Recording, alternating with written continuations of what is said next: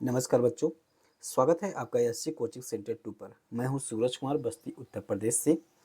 जो बच्चे जयप्रकाश नारायण सर्वोदय विद्यालय कक्षा 6 व 7 व 8 की तैयारी कर रहे हैं, उनके लिए आज का ये क्लास बेहद ही महत्वपूर्ण है, क्योंकि आज के इस क्लास में मैं 40 क्वेश्चन बताऊंगा और इन 40 क्वेश्चनों में से आप लोग के एग्ज़ाम में क्वेश्चन ज़रूर मिलेगा बच्चों। इसलिए पूरा वीडियो को देखकर ही आप एग्ज़ाम सेंटर में, एग्ज़ाम हॉल में बैठेंगे बच्चों।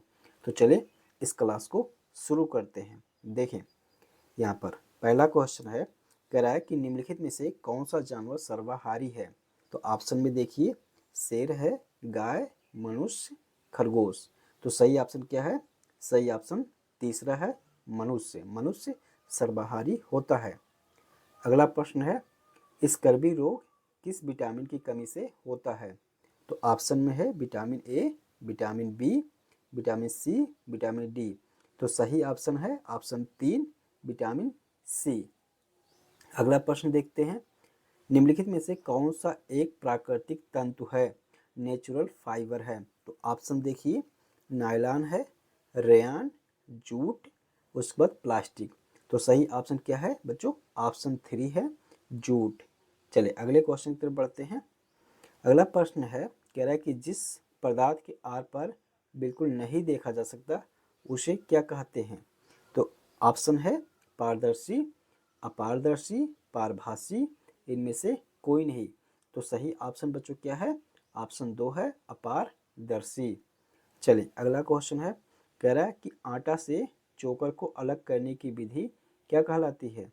चालना, थ्रेसिंग, वाष्पन, निस्तारण। तो सही ऑप्शन क्या है बच्चों? वो आटा से चोकर को अलग करने की विधि क्या कहलाता है? चालना कहलाता है। ऑप्शन 1 सही है। अगला प्रश्न देखिए, कह रहा है कि लोहे पर जंग लगना किस प्रकार का परिवर्तन है। तो ऑप्शन में है भौतिक परिवर्तन, रासायनिक, दोनों, कोई नहीं। तो सही ऑप्शन क्या हो जाएगा बच्चों? ये लोहे पर जंग लगना किस प्रकार का परिवर्तन है? रासायनिक परिवर्तन है। तो यहाँ पर दूसरा ऑप्शन सही हो जाएगा। अगला प्रश्न देखिए बच्चों, अगला प्रश्न कह रहा है कि निम्नलिखित में से कौन सा पदार्थ पानी में अघुलनशील है। तो ऑप्शन देखिए, नमक, चीनी, रेत, बालू, ग्लूकोज। तो सही ऑप्शन अघुलनशील, जो पानी में नहीं घुलेगा, वो क्या है? रेत अथवा बालू है। अगला देखते हैं, चुंबक किस धातु को आकर्षित करता है। ऑप्शन है लकड़ी, प्लास्टिक, लोहा, रबर। तो किसको आकर्षित करता है चुंबक? लोहा को आकर्षित करता है। तो इसमें तीसरा ऑप्शन सही हो जाएगा। अगला क्वेश्चन है, कह रहा है कि पैरामीशियम कैसा जीव है। ऑप्शन है बहुकोशिकीय, दूसरा है एक कोशिकीय, और तीसरा है कशेरुकी, और चौथा है इनमें से कोई नहीं। तो पैरामीशियम कैसा जीव है बच्चों? पैरामीशियम एक कोशिकीय जीव है, अर्थात यहाँ पर दूसरा ऑप्शन सही हो जाएगा। अगला प्रश्न देखते हैं, रेशम सिल्क किससे प्राप्त किया जाता है। कोकून से, भेड़ के बालों से, कपास के पौधों से, पटसन से। तो रेशम किससे प्राप्त किया जाता है? कोकून से प्राप्त किया जाता है। पहला ऑप्शन सही है। अगला प्रश्न देखिए, पर्यावरण के जैविक घटक का उदाहरण है। ऑप्शन 1 है मृदा, जल, पेड़ पौधे, वायु। तो पर्यावरण के जैविक घटक का उदाहरण क्या है? ये तीसरा ऑप्शन सही है, पेड़ पौधे। अगला प्रश्न देखते हैं, निम्नलिखित में से कौन सा जलीय पौधा है। तो ऑप्शन है गुलाब, कमल, नीम, नागफनी। तो सही ऑप्शन क्या है? जलीय पौधा इसमें से क्या है? कमल है। तो दूसरा ऑप्शन सही है।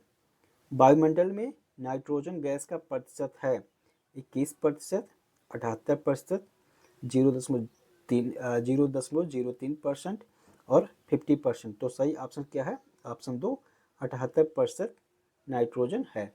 अगला प्रश्न देखते हैं। अगला प्रश्न कह रहा है कि लंबाई का मात्रक क्या है। लंबाई का मात्रक क्या है?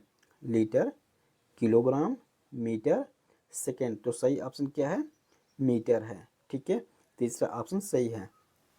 आगे देखते हैं, सीधी सड़क पर चलती कार की गति कैसे होती है। तो ऑप्शन है सरल रेखीय, वृत्तीय, दोलन, आवर्ती। तो सही ऑप्शन क्या हो जाएगा बच्चों? ऑप्शन 1 सही हो जाएगा, सरल रेखीय। अगला प्रश्न देखते हैं, अगला प्रश्न है, कह रहा है कि जीवाश्म ईंधन किसका उदाहरण है? नवीकरणीय, अनवीकरणीय, सौर ऊर्जा, ज्वारीय। तो जीवाश्म ईंधन किसका उदाहरण है? ये अनवीकरणीय का उदाहरण है। अगला प्रश्न देखते हैं, मानव शरीर का सामान्य तापमान कितना होता है? मानव शरीर का सामान्य तापमान कितना होता है? तो इसमें क्या हो जाएगा बच्चों? 100 डिग्री सेल्सियस। ऑप्शन दिया गया है 98.6, उसके बाद 37 डिग्री सेल्सियस और 0 डिग्री सेल्सियस। तो सही ऑप्शन क्या हो जाएगा? Option 3, 37 degree Celsius. अगला प्रश्न देखते हैं।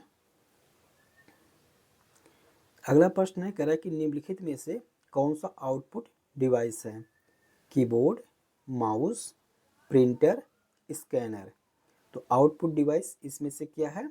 इसमें से प्रिंटर जो है वो आउटपुट डिवाइस है। अगला प्रश्न देखते हैं। अगला प्रश्न है, कह रहा है केंचुआ सांस किसके द्वारा लेता है? ऑप्शन में दिया गया है फेफड़ा, त्वचा, गिल्स, मुंह। तो केंचुआ जो होता है वो त्वचा से सांस लेता है। तो इस तरीके से दूसरा ऑप्शन सही है। अगला प्रश्न देखिए। अगला प्रश्न कह रहा है कि सौर मंडल का सबसे बड़ा ग्रह कौन सा है? तो ऑप्शन देखिए, बृहस्पति, मंगल, सॉरी, पृथ्वी, मंगल, बृहस्पति, उसके बाद शनि। तो सही ऑप्शन क्या है? ऑप्शन 3 सही है, बृहस्पति सबसे बड़ा ग्रह है। अगला प्रश्न देखते हैं। 23 से 1/2 डिग्री उत्तरी अक्षांश रेखा को क्या कहते हैं? तो ऑप्शन देखिए, मकर रेखा, कर्क रेखा, विषुवत रेखा, प्रधान माध्य। तो सही ऑप्शन क्या है? कर्क रेखा कहते हैं। अगला प्रश्न देखिए, 21 मार्च और 23 सितंबर को सूर्य की किरणें सीधी कहाँ पड़ती हैं? तो सही ऑप्शन इसमें देखिए, ऑप्शन देखिए, कर्क रेखा, मकर रेखा, विषुवत रेखा, ध्रुवों पर। तो सही ऑप्शन क्या हो जाएगा? विषुवत रेखा पर, अर्थात यहाँ पर तीसरा ऑप्शन सही हो जाएगा। अगला प्रश्न देखिए, मानचित्र में भूरा रंग किसे दर्शाने के लिए प्रयोग होता है? तो ऑप्शन में है नदियाँ, पर्वत, मैदान, वन। तो भूरा रंग किसे दर्शाने के लिए प्रयोग किया जाता है? भूरा रंग पर्वत को दर्शाने के लिए प्रयोग किया जाता है। तो दूसरा ऑप्शन इसमें सही है। अगला प्रश्न है, मैत्री भारत का शोध संस्थान कहाँ स्थित है? तो ऑप्शन में है आर्कटिक, अंटार्कटिका, हिमालय, हिंद महासागर। तो सही ऑप्शन क्या है? अंटार्कटिका, अर्थात दूसरा ऑप्शन सही है इसमें। विश्व का सबसे छोटा महाद्वीप कौन सा है? तो ऑप्शन में देखिए, एशिया, यूरोप, ऑस्ट्रेलिया, उत्तरी अमेरिका। तो सही ऑप्शन क्या है? ऑप्शन 3 है, ऑस्ट्रेलिया। अगला प्रश्न देखते हैं, रॉकी पर्वत श्रृंखला किस महाद्वीप में है? रॉकी पर्वत श्रृंखला किस महाद्वीप में है? तो ऑप्शन है दक्षिणी तो ऑप्शन में है दक्षिणी अमेरिका, उत्तरी अमेरिका, अफ्रीका, यूरोप। तो सही ऑप्शन क्या है? सही ऑप्शन इसमें है उत्तरी अमेरिका, अर्थात दूसरा ऑप्शन सही है। अगला प्रश्न देखिए, पृथ्वी को 1 डिग्री देशांतर घूमने में कितना समय लगता है? तो ऑप्शन है 15 मिनट, 1 घंटा, 4 मिनट, 10 मिनट। तो सही ऑप्शन क्या है? ऑप्शन 3 है, 4 मिनट। अगला प्रश्न देखते हैं, अंडमान और निकोबार द्वीप समूह कहाँ स्थित है? तो ऑप्शन है अरब सागर, बंगाल की खाड़ी, हिंद महासागर, लाल सागर। तो सही ऑप्शन क्या है बच्चों? ऑप्शन 2, बंगाल की खाड़ी। अगला प्रश्न देखते हैं। अगला प्रश्न है, भारत में सबसे कम वर्षा वाला स्थान कौन सा है? तो ऑप्शन है, एक है मैसिनराम, लेह, जैसलमेर, चेन्नई। तो सही ऑप्शन क्या है? ऑप्शन 2, लेह। अगला प्रश्न है, कह रहा है कि राज तरंगिणी पुस्तक के लेखक कौन थे? तो ऑप्शन 1 है कल्हड़, चाणक्य, बाणभट्ट, कालिदास। तो सही ऑप्शन क्या है? राज तरंगिणी पुस्तक के लेखक कौन थे भाई? तो कौन थे? कल्हड़ थे। ठीक है, ऑप्शन 1 सही है। अगला प्रश्न देखते हैं, आग का आविष्कार किस काल में हुआ? तो ऑप्शन है पुरापाषाण काल, नवपाषाण काल, मध्यपाषाण काल, ताम्रपाषाण काल। तो सही ऑप्शन है पूरा पाषाण काल में आग की खोज हो गई थी। तो ऑप्शन एक सही है। अगला प्रश्न देखिए, विशाल स्नानागार कहाँ से प्राप्त हुआ है? तो ऑप्शन एक है लोथल, मोहनजोदड़ो, हड़प्पा, कालीबंगा।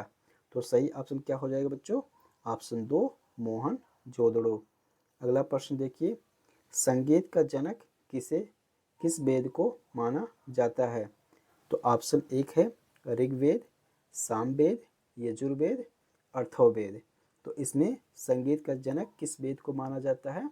तो सामवेद को माना जाता है। दूसरा ऑप्शन सही है। अगला प्रश्न देखिए, सांची का स्तूप किसने बनवाया था?